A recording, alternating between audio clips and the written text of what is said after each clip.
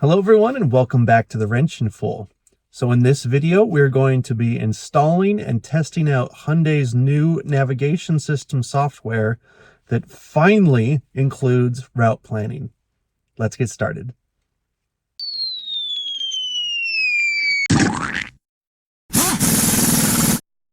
Before we can test out the new software, we need to install it first. If you're already familiar on how to install software updates on the Ioniq5 or the EV6, please use the chapter markers to just skip past this point and go forward to where we test it out. If you have not previously installed software updates on an Ioniq5 or EV6, please watch this section. There will be two things that you will need to get first in order to do the software update. First thing is a 64 gigabyte or greater USB flash drive, like the one that I'm showing here.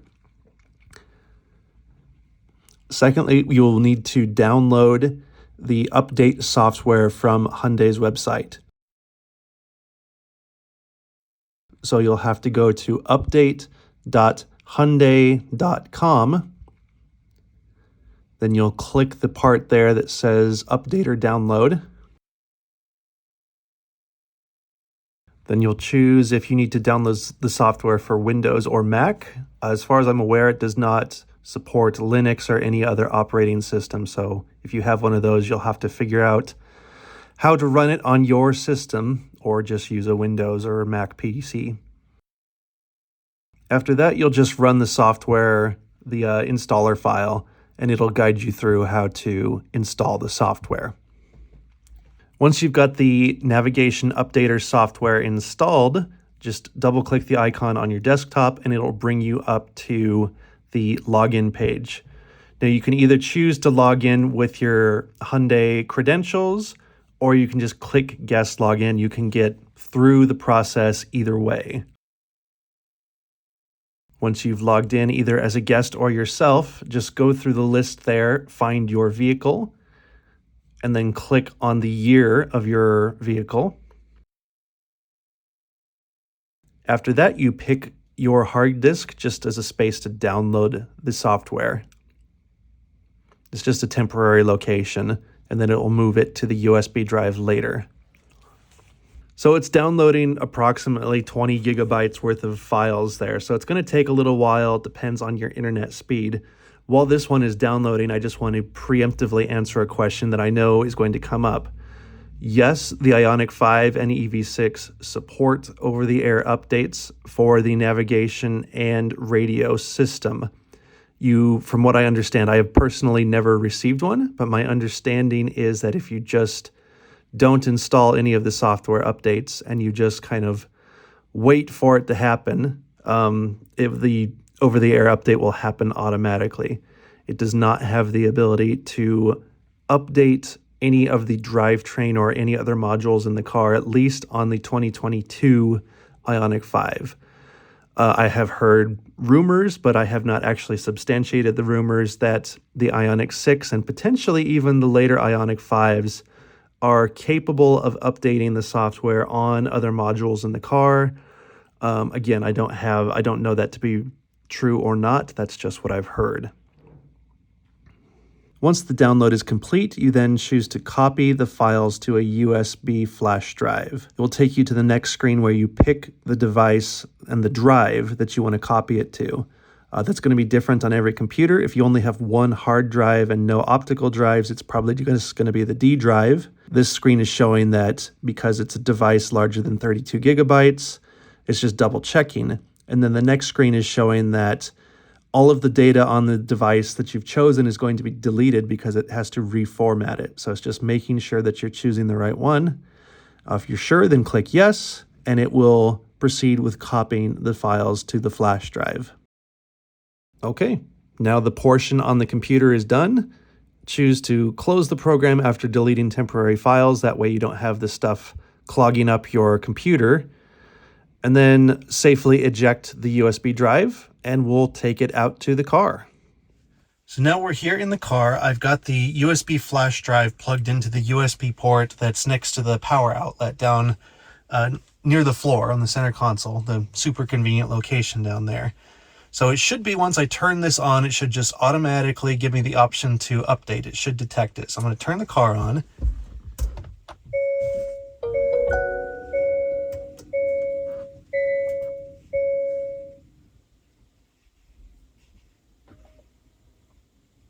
I'd been sitting in here for a while, so it had already shut the whole system off. It doesn't normally take this long to boot up. There we go. Reading USB. I'll hit confirm here.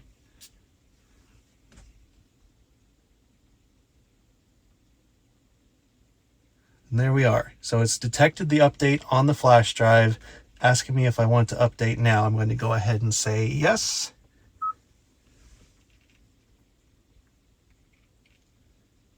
And from here, it should pretty much just do its thing.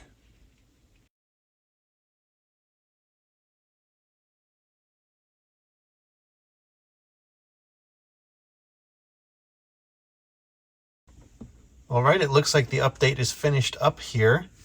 At least I hope so. So there it tells us we've got the new software version. This, I believe, is the release date, the year, the month, the day. So let's look at the details here. And there we are, EV Route Planner. Are you worried about where to charge your electric vehicle when traveling long distance? Now the navigation system adds charging stations as waypoints automatically. We'll see. Available only for electric vehicles. Well, this got installed in an electric vehicle. It should know that. And there's some pictures there of it showing it. Cool. Looks like that's the only update that they show anyway for this. All right. Cool. All right. Let's test out this route planning function. So as you can see here, we've got 21% left on the battery, 45 miles of range, and we're currently about 40 miles from home. So if I was feeling super frisky, I might be able to make it home on that. But since we're testing out the route planning, let's try it out and see if it directs us on where to charge. Plus, the route planning system shouldn't be recommending us to try to drive home with that anyway. So if we move on over here, hit the nav button here, I have a shortcut set up for home, so I'm just going to use that. You can see it kind of, you might be able to just barely see it, but our destination is there, and it shows that our range bubble is all the way out here. So there's a little bit of a mix up here, but anyway, it does say that we need to add charging to our route. So let's go ahead and do that. Now there's several chargers along the way here, including a couple of 50 kilowatt ones, but there's also a 350 kilowatt Electrify America. So I'm curious to see which one it adds, and also what kind of information does it give us. So it does want us to stop at the Electrify America. It does not tell us what our state of charge is when we arrive. Now I know in the beta version it did put it in here, but it doesn't. It doesn't show it there. It doesn't show us the state of charge at any of our destinations. Okay. So, well, we'll just start guidance, and I'm going to drive to that Electrify America and see what happens. All right, about 20 minutes later, we are at the Electrify America station. So far, oh, one thing I did want to say, we did not get any battery preconditioning. It is turned on, but apparently it thinks we're at too low of a state of charge to do it. I'm not sure if this is telling us when we're good to start driving again, but I've gotten no indication as far as state of charge, how long I need to drive, or anything. In fact, it looks like it's trying to tell me. I'm not sure what this is trying to tell me, actually. I don't know. Anyway, I'm going to just plug in and start charging, and we'll see what it says. All right, I just got plugged in. Still no indication of when I need to stop charging. There's a Subaru Solterra over there charging on the Chatamo charger, because why not? Too bad if any leaves show up, I guess. All right, we're starting to charge. I don't expect it to charge very fast because the battery is probably cold. Yeah, it looks like we're going to get about 75 kilowatts to start off with anyway, but can't be too bad at charging, or it can't be too cold because it says only 24 minutes to 80%. So I'm going to just keep an eye on this. Again, I'm not sure what this is supposed to indicate. So, like, I'm obviously at the charger. I'm charging, so the car knows I'm at the charger. I don't know if this is going to switch to something else when I'm okay to go. I mean, realistically, I only need about 20% to be able to get home. If it wants me to arrive home with, 10% buffer, then I probably need, 25 to 30%. So I'm just going to sit here for a little bit. I'm going to let it charge until I definitely would 100% have enough charge to get home with a pretty large buffer, and see if it gives me any indication of when I'm good to go. Our charging speed already picked up a bit. So yeah, I'm just going to sit here, let it charge for a bit, and hopefully at some point it tells me I'm okay to start continuing on my way home. All right, we just ticked over to 20%, which by my estimation is probably about the minimum we would need to get home. Still nothing has changed. No indication that I'm okay to start driving yet. So we'll check back again at 25%, or if it tells me anything otherwise. All right, it's a few minutes later. We just ticked over to 25%. Still no indication, no messages or anything. That flag has not changed. So I'll keep waiting. All right, we're now up at 30%. Charging speeds picked up again, so we must have hit the 20-degree mark. Still showing that. No messages. 30%, we would definitely be able to get home and probably still have at least a 10% margin. So I think I'm going to let this go until like 50%, or until it tells me to unplug and go, just to try to see if it's ever going to give me any indication of when it's okay to go. Okay, we just ticked over to 50%, which is way more than we need to make, the 24 miles to get home. So I'm not sure, like, am I missing something here? This is my first time using the system, obviously, but does it just like not tell you when you have enough charge? I really don't know. But anyway, I've already overcharged way more than I need, so I'm just going to go unplug and I guess continue on my way home. And there you have it, installing and using the new route planning function on the Ioniq5. Supposedly this is the same system that's in the Ioniq6 that the system shipped with, but I have not tried out an Ioniq6 yet to know that for sure. Now, I love my Ioniq5. I think it's an absolutely great car to drive, but one of the main weaknesses of it is the navigation system, like the entire navigation system. And as much as I love this car, I have to call it as I see it. This new route planning function that they've added, assuming I'm using it correctly, is pathetic. I mean, there's no other word to describe it. It's basically one very small step above nothing at all.